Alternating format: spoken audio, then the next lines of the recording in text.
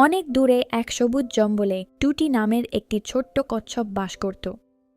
টুটি ছিল খুব মিষ্টি, কিন্তু তার একটি বড় সমস্যা ছিল। প্রতি রাতে যখন সূর্য ডুবে যেত এবং তার ছোট্ট ঘরটা অন্ধকারে ভরে যেত, টুটি খুব ভয় পেত। তার ঘরটা ছিল একদম অন্ধকার, আর সেই অন্ধকার তাকে খুব চিন্তায় ফেলত।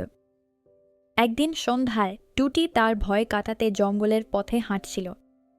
হঠাৎ সে দূরে একটা মিটিমিটি আলো দেখতে পেল। কৌতূহলবশত সে আলোর দিকে এগিয়ে গেল। কাছে গিয়ে দেখে, আরে ওটা তো একটা ছোট্ট জোনাকি পোকা, তার পেটে আলো জ্বলছে।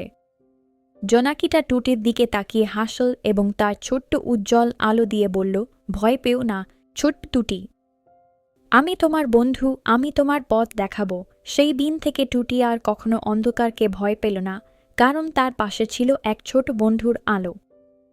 বন্ধুরা, গল্পটা ভালো লাগলে একটা লাইক দিও, আর নতুন গল্প পেতে সাবস্ক্রাইব করতে ভুলো না। বন্ধুত্ব ছোট হলেও সাহস অনেক বড় দেয়।